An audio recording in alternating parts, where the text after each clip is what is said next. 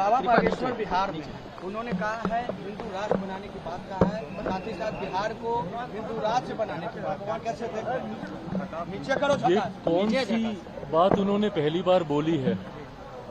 बाबा बागेश्वर ने हमेशा से अपनी इस इच्छा को जाहिर किया है कि वो भारत को एक हिंदू राष्ट्र बनता हुआ देखना चाहते। जो लोग उनसे सहमत हैं वो उनके कार्यक्रमों में जाते हैं, उनमें आस्था रखते हैं, उनकी बातों को, उनके प्रवचन को सुनते हैं। और एक बहुत बड़ी देश की आबादी है जो उनकी बातों से सहमत होती है।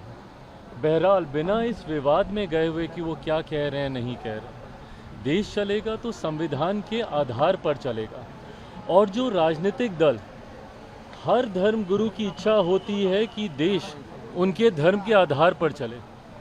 ऐसे में वो अपनी इच्छा को रखते हैं, उनके अनुयायी उनकी बातों को सुनते, मानते, समझते हैं।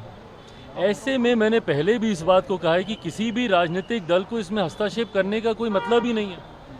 जब ये बात स्पष्ट है कि देश संविधान के आधार पर चलेगा, बट कुछ राजनीतिक दल उसमें अपनी राजनीतिक रोटियां सेकने के लिए, तुष्टीकरण की राजनीति को बढ़ावा देने के लिए और किसी एक धर्म विशेष को अपने पक्ष में करने के लिए बिना मतलब के इसमें आरोप प्रत्यारोप लगाने लगते हैं। बाबा बागेश्वर ने पहली बार नहीं कहा, उन्होंने कई बार इस बात को कहा।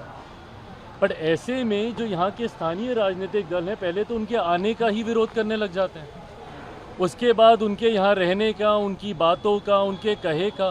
भाई आप एक राजनीतिक दल हैं, आपको क्या लेना देना कोई धर्मगुरु आके क्या कह रहे हैं नहीं कह रहे हैं। जब किसी दूसरे धर्म के लोग अपने धर्म के बारे में सारी बातें करते हैं तब तो ये लोग नहीं बोलते राजद जैसी पार्टियाँ। क्यों? क्योंकि उस वक्त इनको तुष्टीकरण करना होता है। हकीकत ये है कि देश में एक बड़ा राजनीतिक दल और ख़ासतौर पे विपक्षी दलों का एक समुदाय अब ऐसा बन गया है जिनके लिए भारत में सेक्युलरिज्म का मतलब एक धर्म विशेष का तुष्टीकरण करना है। ये सोच ही पूरी तरीके से गलत है। राजनीतिक दलों को अपनी टिप्पणी सिर्फ राजनीतिक आधार पर ही रखनी चाहिए और सिर्फ सरकार की नीतियों के आधार पर करनी चाहिए। धर्मगुरुओं ने कई बार ऐसी बातें कही और कई धर्मगुरु ऐसी बातें करते रहे हैं। इस विवाद में किसी राजनीतिक दल को पढ़ने की ज़रूरत ही नहीं है। राजद के पास अगर इतना ही समय है तो फिर वो भी अपनी एक धर्मशाला अलग से खोल लें। फिर क्यों वो किसी एक राजनीतिक संगठन का हिस्सा बने हुए हैं?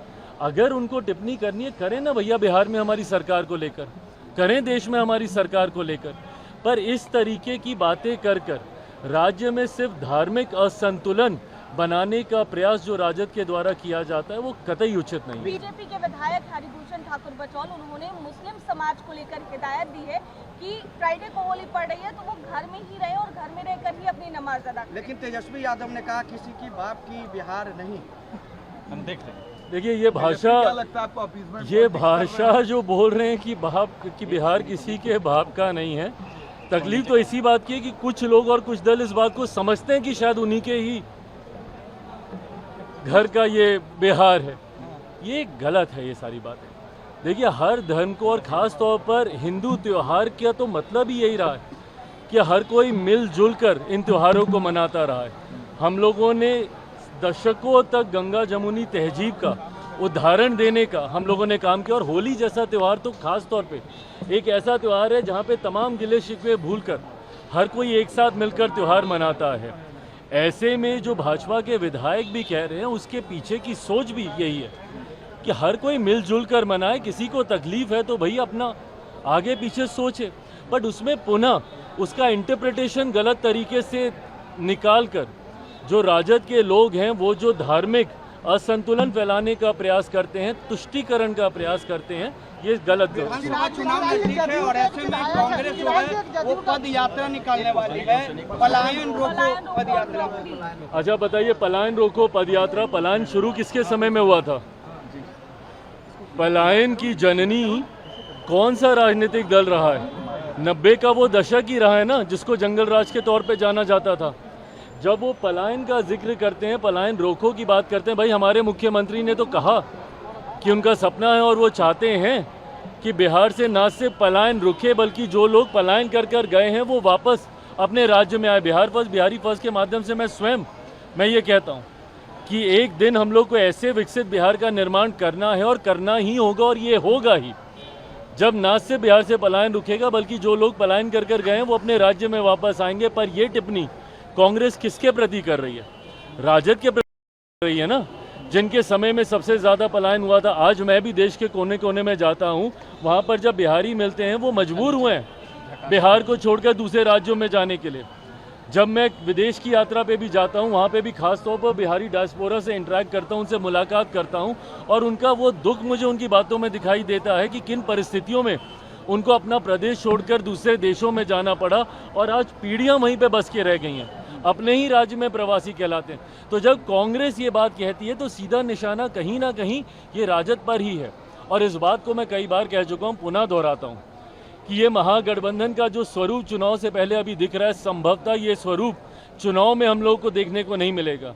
जिस तरीके से महागठबंधन के विभिन्न घटक दलों के बीच में ही एक वर्चस्व की लड़ाई शुरू हो गई है, चुनाव आते आते तक आप देखिएगा कि इस वर्चस्व की लड़ाई का परिणाम होगा कि राजद कांग्रेस, और एक बार पहले भी ये हो चुका है, पहले भी राजद कांग्रेस अलग होकर चुनाव लड़ चुकी है, वर्चस्व की लड़ाई में इस बार भी देखने को मिलेगा। और जिस तरीके से कांग्रेस के तेवर हैं और जिस तरीके से केंद्रीय नेतृत्व से लेके बिहार का जो उनका संगठन है, जिसको इस बात की समझ अब आ चुकी है कि उनके पास खोने के लिए ज़्यादा कुछ नहीं है। जितनी सीटें उन्होंने जीती है, संभवतः अकेले लड़के इससे ज़्यादा सीटें वो जीत सकते हैं।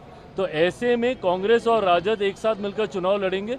मुझे ऐसा नहीं लगता चुनाव आते आते तक महागठबंधन पूरी तरीके से खंडित हो जाएगा। औरंगजेब मामले को लेकर मोदी आज मॉरिशस के दौरे पर है, पूरे बिहारी स्टाइल में उनका वहाँ वेलकम हुआ है।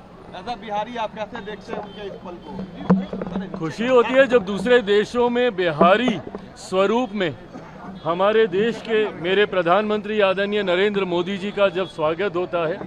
मॉरिशस एक ऐसा देश है जहाँ पे बड़ी आबादी बिहारियों की है और ऐसे में जब हम लोगों की परंपरा से उनका स्वागत वहाँ पे किया जाता है, प्रधानमंत्री जी वहाँ के एक राष्ट्रीय कार्यक्रम में बतौर मुख्य अतिथि के तौर पर वहाँ पर सम्मिलित होने गए हैं और मैं मानता हूँ कि हम सब के लिए, देशवासियों के लिए और ख़ास तौर पर बिहारियों के लिए ये गर्व का क्षण है। औरंगजेब मामले को लेकर क्या कहेंगे? कई विधायक अरे प्रभु, ये इनका होता रहता, कोई नहीं को लेकर सवाल है कि औरंगजेब को जो भी समर्थन करेंगे उन्हें पाकिस्तान भेज दिया जाएगा, उत्तर प्रदेश में योगी सरकार के यहाँ भेज दिया। अबू आजमी वाले बयान के बाद बिहार में भी विधानसभा में तकलीफ इस बात की है कि जब आप हिंदू शासकों की तुलना और उनकी तुलना में कुछ ऐसे मुगल शासकों का नाम लेने लगते हैं जिनका एक अपना क्रूर इतिहास रहा है, उनका अपने ही परिवारजनों के साथ उनकी क्या भूमिका रही, देश में शासन करते वक्त देशवासियों के साथ उनकी क्या भूमिका रही, ये इतिहास में दर्ज है, ये कोई नई बात नहीं है। पर ऐसे में हिंदू शासकों के सामने तुलना करते हुए जब आप उनको ऊंचा दिखाने की सोच रखते हैं तो ये तुलना ही गलत है। हर किसी का शासनकाल एक अलग परिप्रेक्ष्य में रहा है, सही गलत डिबेटेबल हो सकता है, पर जब आप हिंदू शासकों से उनकी तुलना करके उनको बेहतर बताने का जब आप प्रयास करते हैं और पुनः तुष्टीकरण की राजनीति की सोच के साथ एक धर्म विशेष को आप खुश करने का प्रयास करते हैं, इसके मैं विरोध में।